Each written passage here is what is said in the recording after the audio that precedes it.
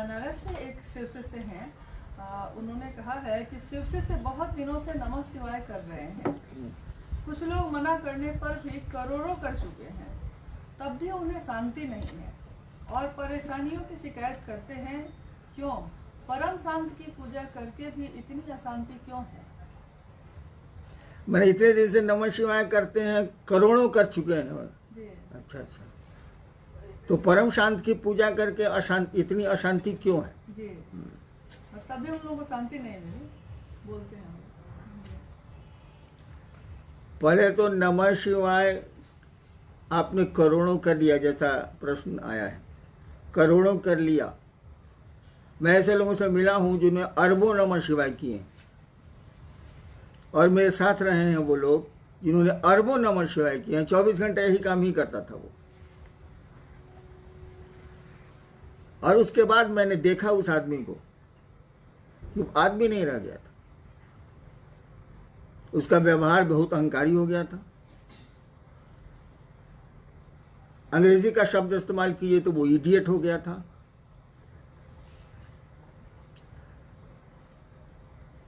अव्यवहारिक हो चुका था, किसी से ठीक से बात नहीं करता था।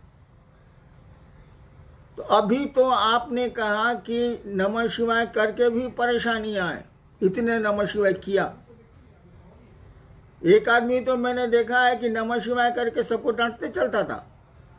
मर गया वो आदमी, नहीं है धरती पर, लेकिन मैंने देखा है। क्यों ऐसा हुआ? नमः शिवाय का अर्थ है शिव को प्रणाम, शिव को नमन। उस सर्वोच्च सत्ता को आप प्रणाम निवेदित कर रहे हैं, झुक रहे हैं आप। ये नमः शिवाय करके तन कैसे गए आप? कहीं जरूर गड़बड़ी है, और भीषण गड़बड़ी है। सामान्य आदमी भी बेकार हो गया नमः शिवाय करके।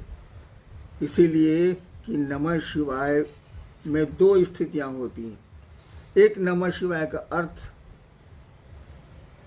अर्थ में जो भाव छिपा है वो, जैसे नमः शिवाय का अर्थ है शिव को नमन, शिव को प्रणाम।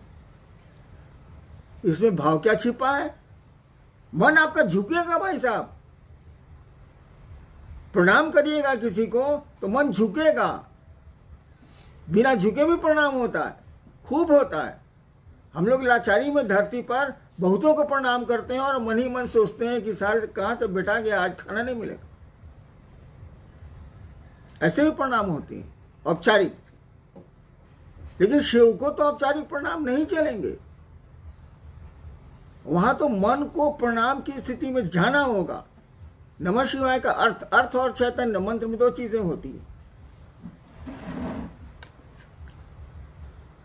तो नमः शिवाय का अर्थ तो क्लियर है, बहुत हल्की सी संस्कृत है, नमः शिवाय, शिव को प्रणाम।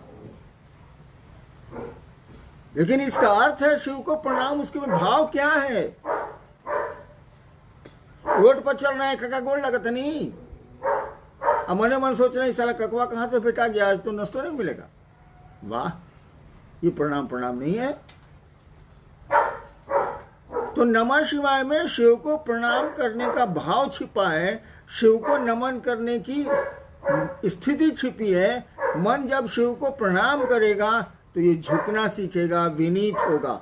कहा जाता है अकड़ और अहंकार दो चीजें न भक्ति मार्ग में चलती हैं न शिष्यता में चलती हैं। अकड़ और अहंकार से बचना होगा। और चैतन्य, मंत्र में चैतन्य होता है। ये शिव क्या है?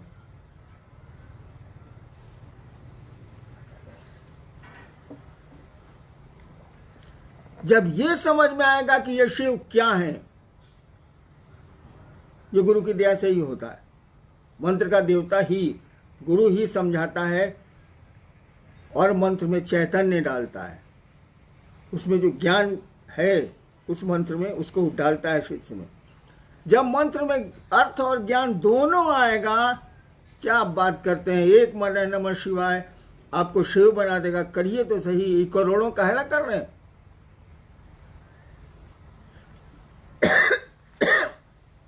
हमने कहा ना कि एक माला नमः शिवाय करिए, एक एक दाने पर शिव को प्रणाम करिए। तो हम तो लोग तो गिनती करते हैं, 108 हो गया। माला में तो 108 दाने दिए ही हुए हैं, उसको गिनती क्या करनी। और सांसों पर करिएगा तो सांसों की माला पे तो गिनती का सवाल ही नहीं। और आपकी सांसें भी फिक्स्ड है, हर एक आदमी को तय है कि कितनी सांसें लेगा ये धरती पर। तो नमः शिवाय में अर्थ और चैतन्य, अर्थ तो आप समझ सकते हैं, लेकिन चैतन्य के लिए गुरु की दया जरूरी है, उस मंत्र के देवता की दया जरूरी है। वो जब मिलेगी तो एक बार का नमः शिवाय आपको शिव के रास्ते में उठा के रख देगा। एक बार का नमः शिवाय कहा ही जाता है कि एक बार आपने शिव को प्रणाम कर लिया, निश्चल प्रणाम कर लिया, फिर प्रणाम की ज़रूरत नहीं है। फिर तो मन परमानेंट अस्थायी रूप से शिव भाव में चला जाएगा। आपने करोड़ों किए हैं, हुआ क्या? नमः शिवाय तो किया आपने, बस करते गए, न अर्थ समझा उसका ठीक से, न मंत्रों का अर्थ दिमाग में आया। कर रहे हैं तो कर रहे हैं, अर्थ जानते हुए भी आप माला पर आपका ध्यान है। और मन धीरे धीरे समझने लगा कि हम तो 1 लाख 2 लाख 1 करोड़ नमः शिवाय कर दिए, साला सामने वाला क्या बोलेगा हमसे। और अहंकार आपको छाया। अहंकार किसी को भी छाएगा तो धरती पर उसके संबंध बिगड़ेंगे, आध्यात्म में तो पूरी तरह बिगड़ जाएंगे। इसलिए याद रखिए भाई साहब, शिव शिष्यता में या भक्ति में अकड़ और अहंकार इसको हटाइए। इसके जब तक ये नहीं हटेगा तब तक आपका नमः शिवाय फलदायी नहीं होगा। वैसे धरती के छोटे मोटे काम हो जाए। नेक्स्ट। आरा से शिव से हैं, आपने कहा आओ चलें शिव की ओर, अब तो चल भी रहे हैं फिर भी परिणाम नहीं है, कष्ट बहुत है, मन भागता रहता है, आखिर क्यों है ऐसा? जब भी जीवात्मा, जब भी कोई इस धरती पर योनिगत होता है, आता है, वो पेड़ हो, जीव हो, इंसान हो, देवता हो, भगवान हो, जब भी वो योनिगत होगा, पैदा होगा इस धरती पर, तब तो धरती के नियम लगेंगे। उसे सुख भी मिलेगा, उसे दुख भी मिलेगा, और आनंद तो मिलता है मात्र शिव की ओर चलने से, उस ईश्वर की ओर चलने से। जब दुख मिलेगा तो याद रखिए सुख भी मिलेगा, जब सुख मिलेगा तो याद रखिए दुख भी मिलेगा। लेकिन जब आनंद मिलेगा तो उसका उल्टा होता ही नहीं है। इसीलिए ईश्वर को कहा जाता है सच्चिदानंद, शिव को कहा जाता है वो ईश्वर है, महेश्वर है, आनंद वही है, उन्हीं के रास्ते में है, उन्हीं की दया पर है। तो आओ चलें शिव की ओर किसी ने कहा। अरे भैया, जिस दर्द से कहा वो दर्द समझ में आया कि शब्द पकड़ा गए? जिसने भी ये कहा कि आओ चलें शिव की ओर, उसके भीतर दर्द था, एक पुकार थी वह शिव की ओर चलने की, कि उसके पास भाव थे, और उस समय उसके पास दूसरा कोई भाव नहीं था। भीतर से उसने आवाज दी आओ चलें शिव की ओर। हम लोगों के तो वो शब्द हैं, आओ चलें शिव की ओर, हे हुआ, वही हो गया, हेने हुआ, आओ चलें शिव की ओर। जिसने कहा उसके भीतर दर्द था, एक क्या कहिएगा, उसको एक पीड़ा थी, और इसी दर्द के तहत उसने आवाज दी आओ चलें शिव की ओर। अगर उस दर्द से आप चलते हैं, उस दर्द के पीछे चलते हैं, तो कोई पीड़ा नहीं होगी। पीड़ा तो होती ही रहती है, पीड़ा तो मन झेलता है। पुआल पर सोने वाले को डलना पर सुला दीजिए, रात भर नींद नहीं आएगी। डलना पर सोने वाले को पुआल पर सुला दीजिए, रात भर नींद नहीं आएगी। ये तो मन की स्थिति है। सुख दुख यहाँ कुछ है नहीं, ये सभी घटनाएं, यहाँ तो कोई दुर्घटना होती नहीं है जगत में, सब फिक्स्ड है। यहाँ सभी इंसिडेंट हैं, एक्सीडेंट नाम की कोई चीज़ नहीं है। हाँ, वो बोलचाल में हम लोग बोलते हैं। नेक्स्ट जी, मधेपुरा से शिशु से हैं, उन्होंने पूछा है कि आपके द्वारा लिखित एक किताब जो आने वाली है आओ चले शिव की ओर, वो हम लोगों को कब तक मिलेगी?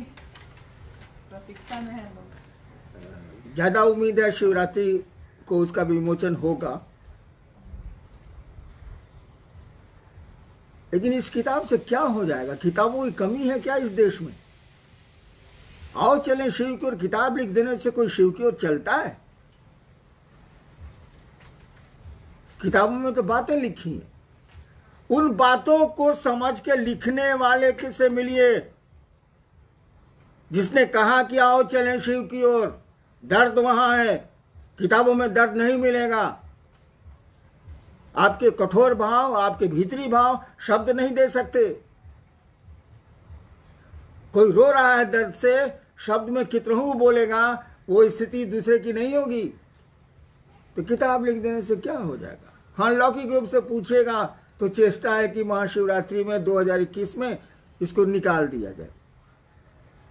इसीलिए क्या मैं बूढ़ा हो गया हूं, जाने वाला हूं, तो जो समझा मैंने लिख दिया। लेकिन लिख देने से क्या हो जाएगा, आपके पढ़ लेने से क्या हो जाएगा। अरे पढ़ के उसको जीवन में उतारना होगा। एक ही लाइन तो बहुत है, आओ चलें शिव की ओर। उसके बाद कुछ भी समझने की जरूरत नहीं है, चलिए शिव की ओर। ड्रामेबाजी थोड़ी है आध्यात्म, यहां तो नौटंकी चलती नहीं है।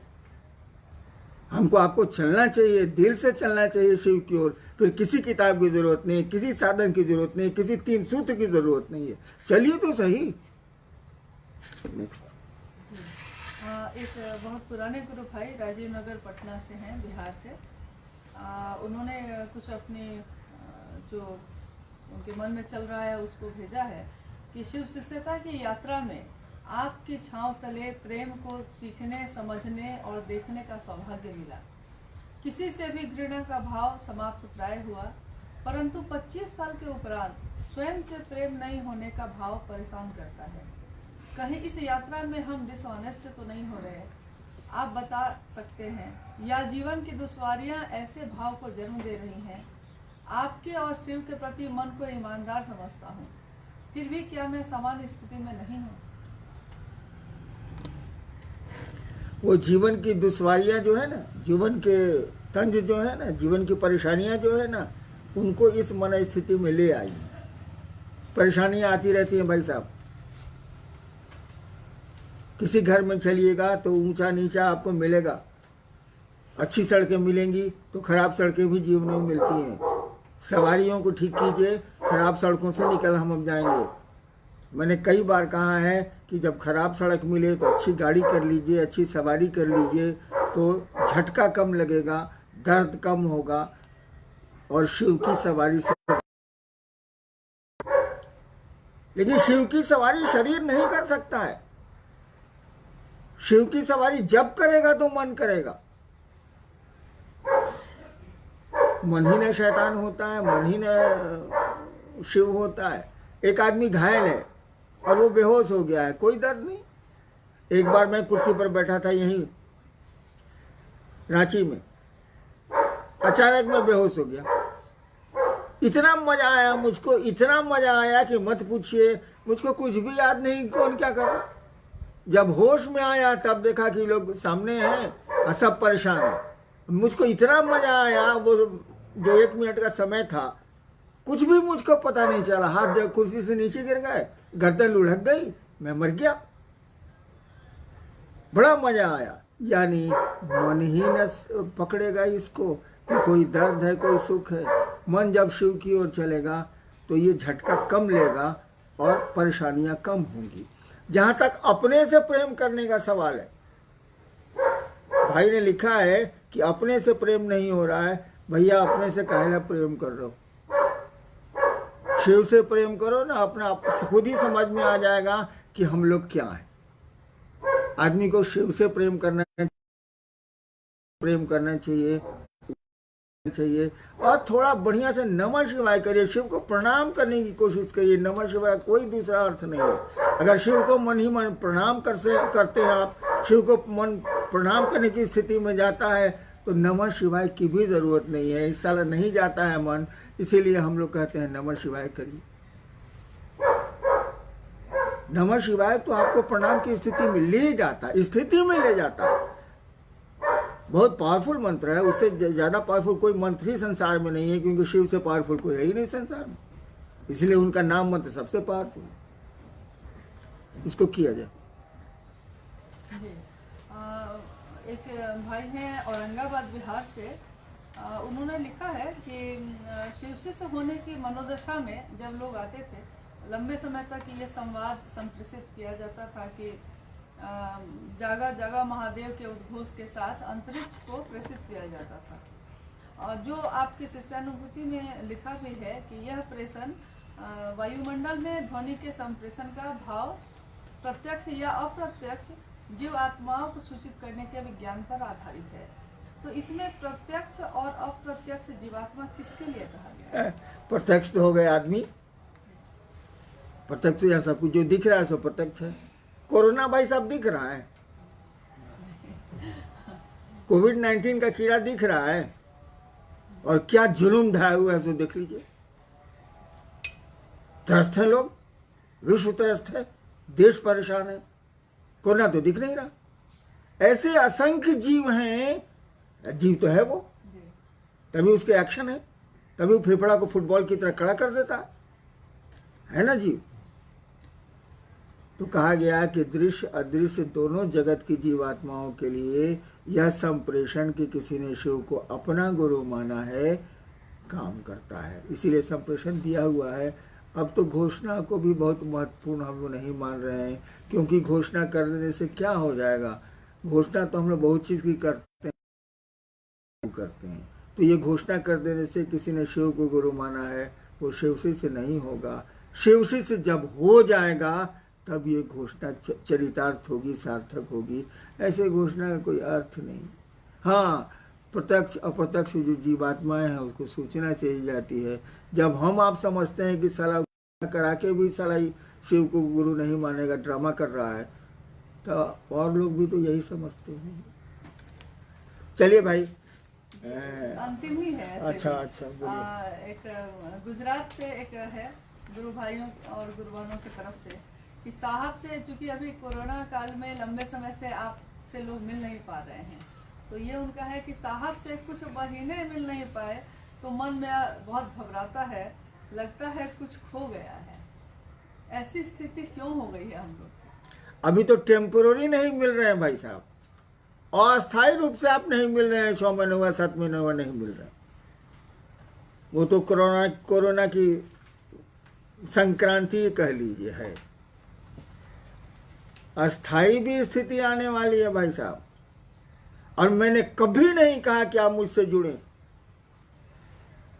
मैंने शिव गुरु की बात शुरू की थी 1980 में, शिव गुरु से जुड़ने की बात की है, शिव का शिष्य बनने की बात की है। आज भी वही करता हूँ, और मरने तक आप मेरी आवाज़ यही सुनेंगे कि शिव से जुड़ें। और शिव परमानेंट है, अस्थाई है। शिव नहीं है तो शक्ति नहीं है, और शक्ति नहीं है तो जगत ही नहीं, हम आप ही नहीं। हमने शिव से जुड़ने की बात कही है, अपने से जुड़ने की बात नहीं कही है। और हमसे जुड़ के क्या करेंगे आप? जैसे आप अदना सा इंसान, हम भी अदना सा इंसान, दोनों तो एक ही हैं भाई साहब। लेकिन आइए मिल के चलते हैं शिव की ओर, जब तक चल सकते हैं। और नहीं चल सकेंगे तो अपने गुरु शिव से दया की याचना करेंगे। क्यों नहीं, बनाया उसी ने है, गुरु भी वही है। और गुरु का क्या मानी है जब उसके शिष्य ही नहीं हो, धरती पर आए ही नहीं, ऐसे गुरु को नहीं रहने से क्या फ़ायदा। वो बुलाता है, हम कहते ही हैं कि हम 1 कदम चलेंगे, वो 100 कदम चलता है। लेकिन शुरुआत तो हमको आपको ही करनी होगी, दवा तो हमको आपको ही खानी होगी। पॉकेट में और 3 सूत्र को लेकर ढोने में शिव से न जुड़ पाएंगे हम लोग। सबको मेरा प्रणाम।